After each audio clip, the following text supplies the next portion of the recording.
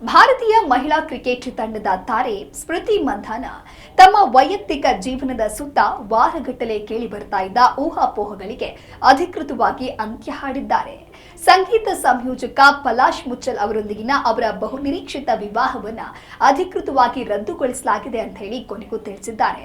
ಈ ಕುರಿತು ತಮ್ಮ ಇನ್ಸ್ಟಾಗ್ರಾಂ ಸ್ಟೋರಿಯಲ್ಲಿ ಸಾರ್ವಜನಿಕ ಹೇಳಿಕೆ ಬಿಡುಗಡೆ ಮಾಡೋದ್ರ ಮೂಲಕ ಈ ವಿಚಾರವನ್ನ ಘೋಷಿಸಿದ್ದಾರೆ. ಸ್ಮೃತಿ ಮಂಧಾನ ಅವರು ಕಳೆದ ತಿಂಗಳು ಮದುವೆಯನ್ನ ಹಠಾತ್ತನೆ ಮುಂದೂಡಿದ ನಂತರ ಸಾಕಷ್ಟು ವದಂತಿಗಳೆಲ್ಲವೂ ಕೂಡ ಕೇಳಿ ಬಂದಿತ್ತು. ಕಳೆದ ಕೆಲವು ವಾರಗಳಿಂದ ನನ್ನ ಜೀವನದ ಸುತ್ತ ಸಾಕಷ್ಟು ಊಹಾಪೋಹಗಳು ಹಬ್ಬಿವೆ ಮತ್ತು ಈ ಸಮಯದಲ್ಲಿ ನಾನು ಮಾತನಾಡೋದು ಮುಖ್ಯ ಅಂತ ಹೇಳಿ ನಾನು ಭಾವಿಸ್ತೇನೆ. ನಾನು ತುಂಬಾ ಖಾಸಗಿ ವ್ಯಕ್ತಿ ಮತ್ತು ನಾನು ಅದನ್ನ ಹಾಗೆಯೇ ಇಡಲು ಬಯಸುತ್ತೇನೆ.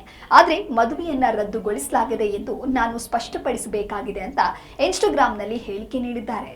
ಈ ವಿಷಯವನ್ನ ಎಲ್ಲಿಗೆ ಮುಗಿಸೋದಕ್ಕೆ ನಾವು ಬಯಸ್ತೇವೆ ಮತ್ತು ನೀವೆಲ್ಲರೂ ಅದೇ ರೀತಿ ಮಾಡಬೇಕು ಅಂತ ನಾನು ಬೇಡಿಕೊಳ್ತೇನೆ. ಎರಡು ಕುಟುಂಬಗಳ ಗೌಪ್ಯತೆಯನ್ನ ಗೌರವಿಸಿ ಮತ್ತು ಪ್ರಕ್ರಿಯೆಗೊಳಿಸಲು ಮತ್ತು ನಮ್ಮದೇ ಆದ ವೇಗದಲ್ಲಿ ಮುಂದುವರಿಯಲು ನಮಗೆ ಅವಕಾಶವನ್ನ ಮಾಡಿಕೊಡಿ ಅಂತ ಹೇಳಿ ಮಂಧಾನ ಮನವಿ ಮಾಡಿದ್ದಾರೆ.